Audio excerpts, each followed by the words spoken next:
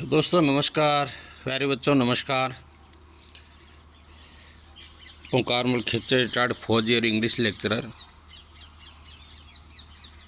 आज हमें कुछ इम्पोर्टेंट चीज़ें टॉपिक है इंग्लिश के बारे में, उसके बारे में मैं आप लोगों को बताना चाहता हूँ, जिसको समझ करके आपके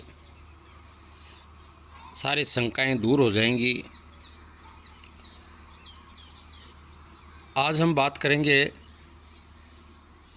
इंग्लिश के प्रोनाउंसिएशन और इंग्लिश को लिखने की महत्वपूर्ण बातें।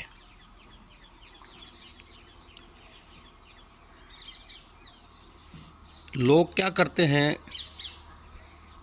कि बच्चों को इंग्लिश मीडियम स्कूल में भेजते हैं और शुरू के अंदर बच्चों को इंग्लिश के 26 अल्फ़ाबेट सिखा देते हैं, जो कैपिटल लेटर्स होते हैं, स्मॉल लेटर्स होते हैं। उनको अपनी लोकल भाषा में हम ये बोलते हैं कि पहली ABCD या दूसरी ABCD, या हम ये कहते हैं, इंग्लिश में कहते हैं अपर केस या लोअर केस, इस तरह से बोलते हैं। अपर केस को कैपिटल वर्ड्स बोलते हैं अल्फ़ाबेट, लोअर केस को स्मॉल अल्फ़ाबेट कहते हैं, जिसको दूसरे ABCD लोग कह करके पुकारते हैं। क्या होता है कि बच्चे को अल्फ़ाबेट तो सिखा देते हैं, बच्चा सीख भी जाता है। फिर उसके बाद में बच्चे को अमूमन ऐसे लोगों का प्रयास रहता है कि उनको जो क ख ग है, हिंदी के व्यंजन और स्वर हैं, क ख है या आ है, उनको रोमन में सिखाया जाए। तो स्कूल के मास्टर हैं, उनको हिंदी जो वर्णमाला व्यंजन और स्वर है उसको रोमन इंग्लिश में लिखना सिखाना शुरू लिख करके सिखाते हैं। उसके बाद में बच्चे सीख जाते हैं। फिर उसके बाद में बच्चों को मीनिंगों पर लाया जाता है। तो उस समय बच्चों को बहुत बड़ा एक जाल में फंस जाते हैं। वो उनके सामने दो जाल आ जाते हैं कि दो समस्या ये आती है, एक तो वो रोमन में उच्चारण करते हैं क्योंकि रोमन में सिखाया गया बच्चे को, और दूसरा गुरुजी जो सही उच्चारण कर रहे हैं वो फोनेटिक अल्फ़ाबेट में कर रहे हैं, तो बच्चा कैच नहीं कर पाता। बच्चे के दिमाग में एक बहुत बड़ी शंका रहती है कि गुरुजी ने तो पहले ये बताया था और अभी ये बोल रहे हैं। और एक समस्या को मैं दूर करना चाहता हूँ। ये जो रोमन इंग्लिश है, रोमन का जैसे ये कहते हैं कि जैसे राम शब्द है तो हिंदी में राम में लिखा है, तो अंग्रेजी में लिख देते हैं गुरुजी का RAM राम। गोपाल है तो GOPA लिख देते हैं। जैसे चूरू है तो CHURU लिख देते हैं। ये जो रोमन है ये मात्र ज़्यादातर केवल किसी व्यक्ति का नाम या किसी शहर का नाम, उसके लिए ही अमूमन प्रयोग किया जाता है। तो संसार के अंदर आदमियों के नाम और उसके बाद में शहरों के नाम, गाँवों के नाम, बड़े बड़े सिटी के नाम, कैपिटल्स राजधानियों के नाम, ये तो कुछ सीमा तक होते हैं। लेकिन अंग्रेजी का जो लिटरेचर साहित्य है, अंग्रेजी भाषा है, वो एक बहुत बड़ा सागर है। तो बच्चे उस सागर का यानी बूंद तो अलग रही, उसके एक मतलब क्या बताऊं, अंतिम जो पार्टिकल्स होता है वो भी नहीं सीख पाते रोमन के माध्यम से। तो ये रोमन में भी बहुत शंकाएं पैदा हो जाती हैं कभी सीता में SITA लिख देते हैं, जो कि रोमन के हिसाब से SEET आना चाहिए। गीता में सही है GEETA लिख देते हैं, और कई कहते हैं नहीं सा, हम तो गीता GITA लिखेंगे, हम तो सीता SITA लिखेंगे। SIT लिखते हैं, SITA लिखते हैं तो सी छोटा हो जाता है, सी छोटा होता है, लेकिन सीता में बड़ा लिखा जाता है हिंदी के अंदर। जैसे सिक्र है तो सिक्र के अंदर सी बड़ा है, सी बड़ा है, और इंग्लिश में लिखा जाता है छोटा।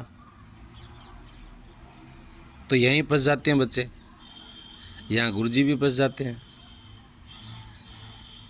चौधरी शब्द है, चौधरी में AU लिखा जाता है, चौधरी ओ AU लिखा जाता है। कई इसमें OU लिखते हैं। आसाम में, बंगाल में जाएंगे चौधरी CHOUDHARY लिखते हैं, कई WARY लिखते हैं। चौधरी CHOUDHARY चौधरी, CHAUDHARY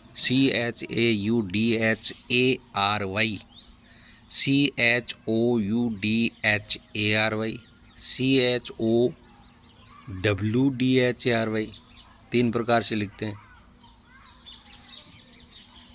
तो ज़्यादातर अमूमन जो राजस्थान के जाट हैं, हरियाणा के हैं, वो लोग CHAU लिखते हैं, और जब वो आसाम बंगाल में चले जाते हैं तो कहते हैं नहीं OU लिख देंगे।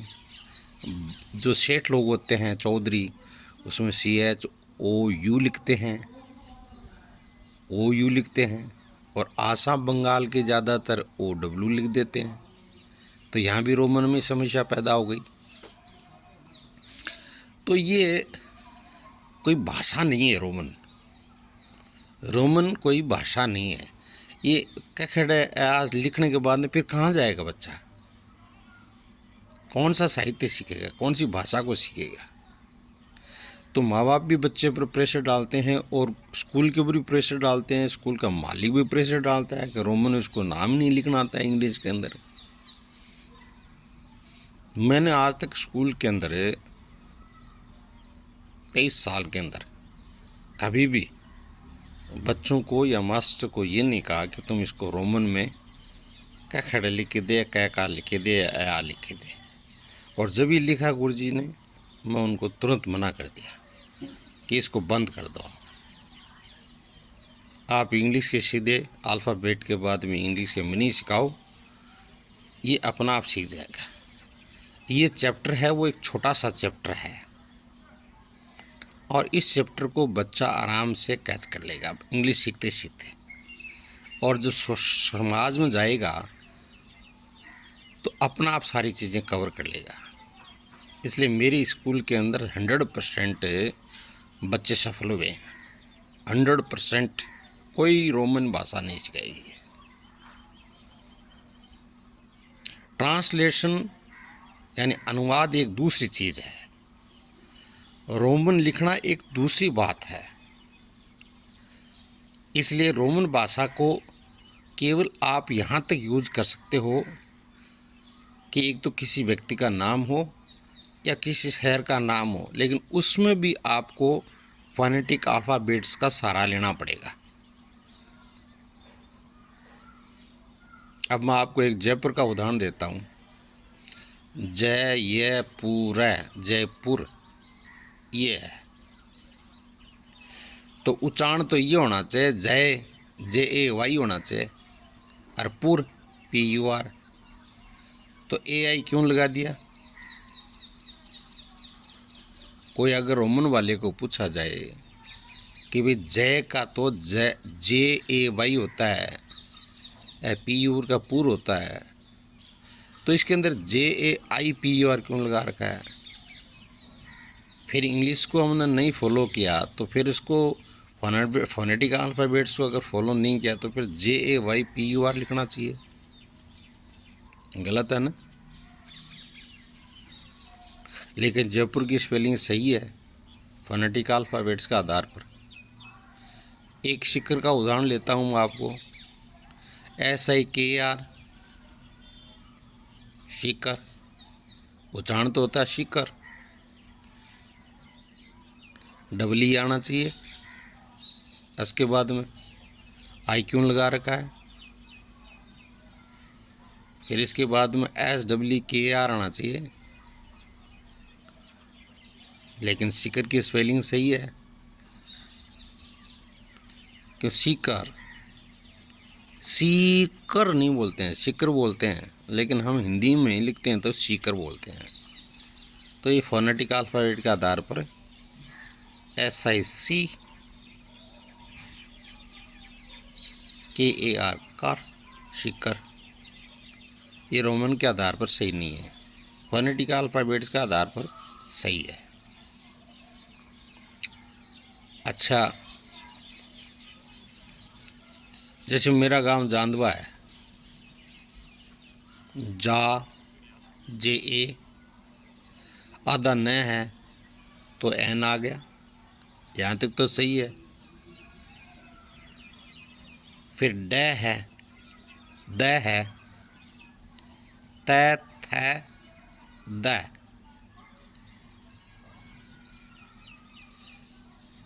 तो डी और वाह, WA, जान द वाह। अंग्रेज़ कोई आदमी आता है या कोई फौजी आते हैं, कई बार आए थे फौजी, तो उसको जांदवा नहीं बोल के जंडवा बोलते हैं, वो जंडवा, जंडवा। जैसे एक फोर्ट शब्द है, FORT, फोर्ट मान किला होता है, लेकिन अंग्रेज क्या लिखते थे, फोर्ट को FORT, उसकी वैल्यू नहीं है ई की। इंग्लिश की डिक्शनरी देखोगे तो FORT लिखा जाता है, ये मिलेगा आपको। जैसे कलर शब्द है, COLOUR, कलर रंग होता है, लेकिन अंग्रेजी जो इंग्लैंड वाले हैं उसको COLOR लिखते हैं, COLOR, कलर, कलर। तो फोनेटिक अल्फ़ाबेट तो सही है, अपवाद सब भाषा में होता है, ऐसी कोई बात नहीं है, कई शब्द साइलेंट रहते हैं। लेकिन मेरा कहने का मतलब ये है कि जो आप रोमन भाषा सिखाते हो स्कूल के अंदर, वो कुछ लिमिट तक तो सिखा सकते हो, लेकिन उसको आप आगे फिर उस रोमन के आधार पर आप इंग्लिश को नहीं सिखा सकते। इसलिए उस रोमन को आपको अवॉइड करना पड़ेगा, और रोमन अपना आप बच्चा सीख जाता है। कितने हैं, जैसे एक चीज़ हम लेते हैं कि फिल्मी दुनिया के अंदर रोमन का प्रयोग करते हैं, फिल्मों के नाम लिखते हैं, तब फिल्म में जो डायरेक्टर होते हैं, प्रोड्यूसर होते हैं, वो जब स्क्रीन बनाते हैं तो उसमें ज़्यादातर रोमन भाषा का प्रयोग करते हैं। क्यों? कि आम आदमी रोमन भाषा को कैच कर सकता है इजीली, लेकिन हर आदमी उसको नहीं कैच कर पाता।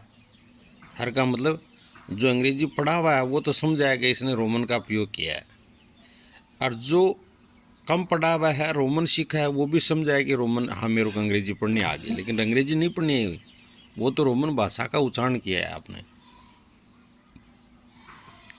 मैं आपको रोमन भाषा के शब्द उनको बताता हूँ, आप उसको याद कर सकते हो, लेकिन इसको ज़्यादा एकदम गहराई से लेने की आवश्यकता नहीं है, क्यों अपवाद मैंने आपको बता दिया। जैसे हम ऐसे चलते हैं, ए शब्द उसको ए बोलते हैं, एक ए।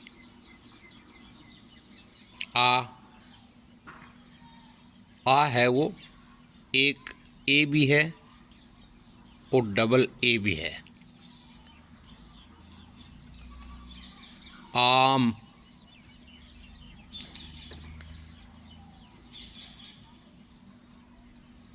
राम, आर्य में लिखा जाएगा, एक आ गया। तो आम को हम लिखते हैं माँ, लिखते हैं माँ, तो डबल ए लिखना पड़ेगा, एम और डबल ए, माँ, डबल ए आएगा वहाँ। माँ पिक्चर का नाम आएगा तो माँ, एम डबल ए। तो कई बार ए भी आता है, एक ए भी आता है सिंगल, और डबल भी आते हैं। फिर आता है ई, छोटी ई, उसको बोलते हैं आई लगा करके, आई होती है ना अपनी अंग्रेजी के अंदर, A B C D I, वो ई। वैसे हिंदी में बोलें उसको ई। और फिर दूसरा आता है क्या, ई, ऊपर लगता है अनुसार, उसके ऊपर लगता है चिन्ह लॉन्ग साउंड के लिए, तो डबल ई आ जाता है। गीता, गीता, जी डबल ई टी है, गीता। उसके बाद में आ जाता है ऊ, यू आता है। फिर आता है ऊ, फोनेटिक अल्फाबेट में तो यू के सागे अनुस्वर लगते हैं दो, लेकिन यहाँ डबल ओ आता है, ऊ, डबल ओ, मून, वैसे। लेकिन फोनेटिक में लिखेंगे तो यू लिख करके अनुस्वर लगाते हैं, उसके आगे दो डॉट लगाते हैं। ए, आ, ई, ऊ, ऊ। फिर आता है ए में ई लगाते हैं हम। फिर ए आई, जयपुर वाला, जयपुर, जय, जे ए आई पी यू आर, ए आई लगाएंगे, जयपुर। फिर उसके बाद में ओ, होठ, ओठ, ओ लगाते हैं, ओंकारमल, ओ एन के। फिर आते हैं औ, क्या लगाते हैं, औ में चौधरी, ए यू और ओ यू, चौधरी, औ। ए, आ, ई, ऊ, ए, ऐ, ओ, अंग, ए, आ, ई, ऊ, ए, ऐ, ओ, अंग, एह। अंग में अम और अंग दोनों आते हैं। अंग, ए एन और ए एम, जैसे ओम आता है तो ओ एम आ गया, ओम। एन भी आता है, अंग, ए एन, अन, अंग, अंग, अंग, अंग, ए एन, एह में ए एच, एह, ए एच आता है। नमा है, N A M A H, नमा है, दोनों अनुस्वर लगता है, उसको है बोलते हैं, नमा है। तो ये आपके हो गए क्या, ए आ की हो गई, जो हिंदी में हम स्वर बोलते हैं, स्वर। री, एक री और है, आर आई, री। उसके बाद में चलते हैं हम कै, ख के अंदर, के, कै, ख, के एच, ग, जी, ग, ग, जी एच। उसके बाद में कै, ख, एड़े, एड़े में एन जी आता है, एन जी, एड़े। इसी तरह से च में लगेंगे।